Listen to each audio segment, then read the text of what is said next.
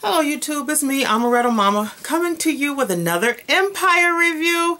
Y'all have to excuse my appearance. I'm in my bedroom and I'm getting ready to go to bed, but I just gotta make this tonight, so excuse my appearance. I know that didn't make much difference. So it's Wednesday night, Wednesday, January 21st, going on Thursday morning. It's probably Thursday morning right now. As y'all know from watching my other videos, I don't really sleep at night because I work at night. So when I'm at home, I'm usually awake at night and sleep in the day still. But I'm feeling a little tired today, so I think I'm going to sleep in my own bed tonight and enjoy my slumber. But before then, let me give you this quick review of Empire. Empire, Season 1, Episode 3, and the title is The Devil Quotes Scriptures. Now, I didn't understand why they would say that, but now I get it. Alright, before I get into the review, there are 4 cameos or guest stars on the story tonight. It is Cuba Gooding, who plays Puma, Dwayne Robinson, another person from back in the day who also was a writer. Then there was Gladys Knight, who sang at Bunky's wedding. I always say that, at Bunky's funeral. Oh my goodness. Then Naomi Campbell showed up. She strutted in to the bar with her supermodel self and was texting the youngest one, Hakeem. I didn't know what that was all about either. I gotta tell you about that too. And Tasha Smith. You know Tasha from the Tyler Perry movies. Tasha Smith. She played the character who really was boisterous and loud. Well, she was in the movie, and surprisingly enough, her character isn't boisterous and loud. It's good to know she's not typecast. Okay. So it all starts out, they are, the youngest one, Hakeem, is watching Tiana. Tiana is the new female star that they're promoting. So he was on her set while she was making her video.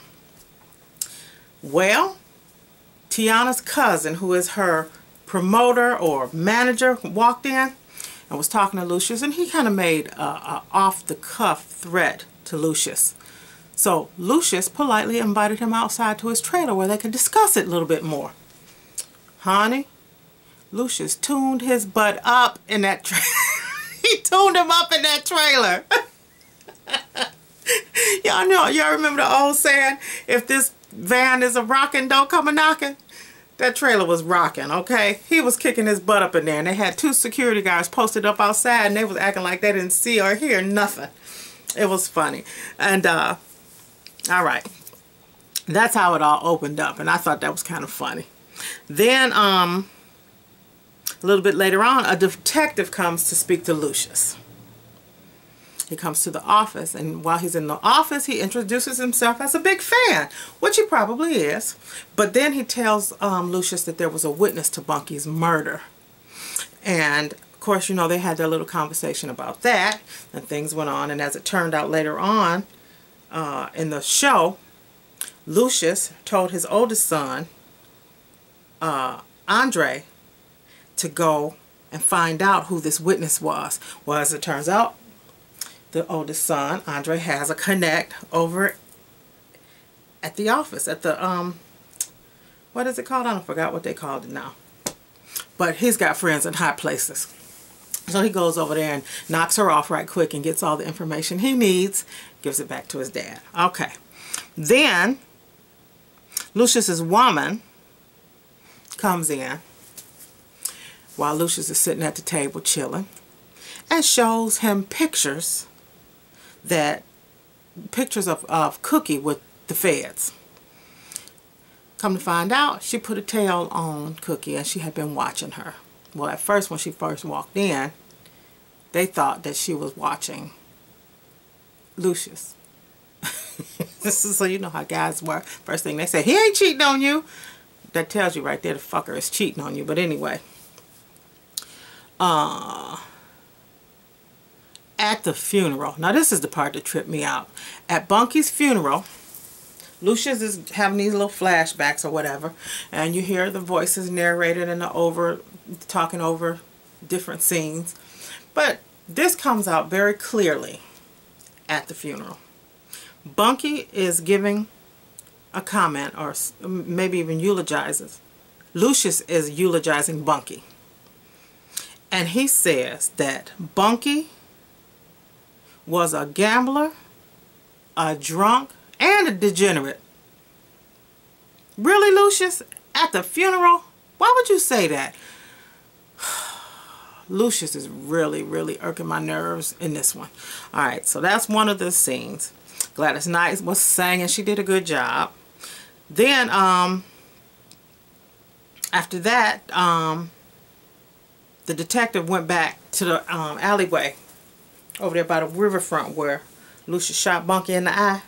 Well, he went back over there to talk to the witness, and as it turns out, it's an old bum, and his name is Old Salty, was what they call him on the streets. Well, when the detective went over there to talk to Old Salty, he really wasn't making a whole lot of sense.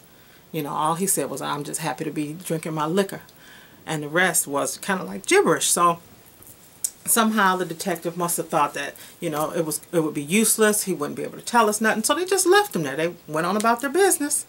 He ended up coming back, though, later to talk to the guy. He had a six-pack with him. He gave the old man the six-pack and asked him what he saw. And the old man, again, started out with gibberish. And the gibberish turned into Bible quotes.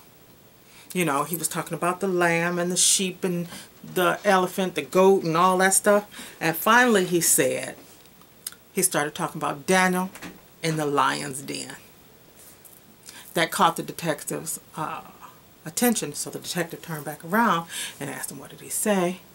And he repeated that he saw a lion on the streets, and he showed him the picture. He said, "Is this the lion that you saw?" With the cell phone, he showed the picture. You know, you pick up a picture, you know, "Is this the lion that you saw? Is this the lion you saw?" And the old man shook his head, yes. And Lord have mercy, I don't know what's going to happen now, but the shit's about to hit the fan. That's about to hit the fan. Poor old thing. Poor Lucious. Dwayne Robinson. They bring on a new character called Dwayne Robinson. His street name was Puma back in the day. Well, as it turned out, Dwayne Robinson was a writer back then, and he was digging on Cookie, but Cookie wasn't giving him the time of day. And he wrote this song.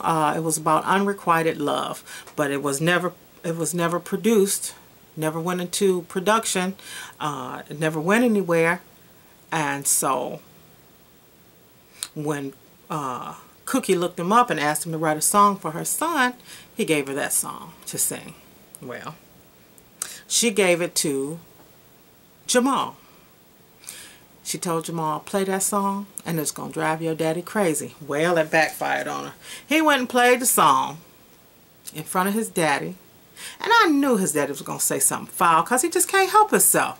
Sometimes I think he really cannot help himself. Not that he's a real person. Let me clarify. On this movie, on this show, he just can't help himself. So Jamal played the song, and Cookie was all puffed up with pride and thinking that it's going to piss Lucious off. Well, Lucious just said, well, he owned that song, and he couldn't play it. He was going to give it to Anthony Hamilton or one of them other guys, I think. Of course, that hurt Jamal's feelings because he wanted the song for himself. He stormed out and went home.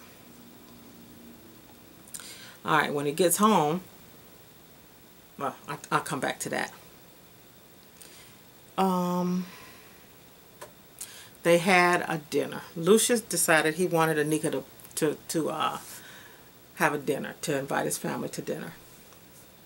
And they did, and everybody showed up. Well, as it turned out, everybody had their own seating arrangements. Lucious sat on the head of the table, and Anika sat at the other end of the table, like husband and wife. Well, don't you know that Cookie sat down in Anika's chair and wouldn't get up? So Lucious politely said, "Come on, baby, sit down here by me." And she did. She went down there and sat by him, and they got ready to eat. Anika told everybody, "I hope you enjoy. Dig in." Well, before they can get started eating, Cookie stood up and said, "Oh no, this family prays before we eat. Everybody hold hands." And she said the nicest little prayer. Started off so good. And she even asked the Lord to bless, what did she say? Bless hired hoes who hire skanks to follow me. That was funny. That was funny. The look on Anika's face was priceless. I loved it. All right. Now back to Naomi Campbell. Her character is a mess, honey. Don't you know that old chick who is really 44 years old in life and beautiful as all get out? I don't think she's aged a bit. She's still beautiful, still a supermodel material, long legs, and here she come marching in. Well, they cut back over to her and the youngest one, Hakeem, on the pool table, getting busy. And she said, "Who am I to you?" And he said, "Mama." What? That don't sound good. Anyways, alright, so we know her character is sleeping with the young boy. We know that Jamal is gay and struggling with coming out. But, oh, I didn't tell you that part. Jamal told his daddy pretty much, "Finite. I'm gone. I'm out of here." He told his daddy that his obedience was no longer for hire. And, of course, like I said in the last video where I did a sneak peek, of course, he packed up his stuff and he left. While he was leaving and packing, his daddy told him, what are you doing? "I'm going to leave these keys on the table. You're going to need them." And the boy kept on saying, "No, I ain't going to need them. I'm out of here." So when they get outside, they're standing on the side of the curb trying to hail a cab. A cab just goes right by. I don't know the significance of that. I don't know what that means. But the cab did not stop. It just kept right on going. And then it cuts over to Jamal and Michael talking. And Michael asked Jamal, "Are you sure you really want to give all this up?" And Jamal said, "I'm not losing a thing because I'm taking over my daddy's business. I'm just going to take it." Doom, doom, doom. Yeah, so that's going to be interesting. I just wonder, though, because he don't present himself to be very confident. So, how's he going to take over his daddy's business? What is he going to do? I mean, is he going to turn into a killer like his daddy? You know, is he going to be a conniver like Anika? What is he going to do? How's he going to take over? I tell you how. He's going to have to learn to be confident and be a man. That's what he's going to have to do. Alrighty. So, that was today's episode. And again, there were 4 guest stars on there today. Cuba Gooding, Gladys Knight, Naomi Campbell, and my girl, Tasha Smith. It was a good one. Can't wait till next week. Alright, so that's my review. Again, I'm Amarettomomma, and thanks for watching. I'll see you next week. Good night.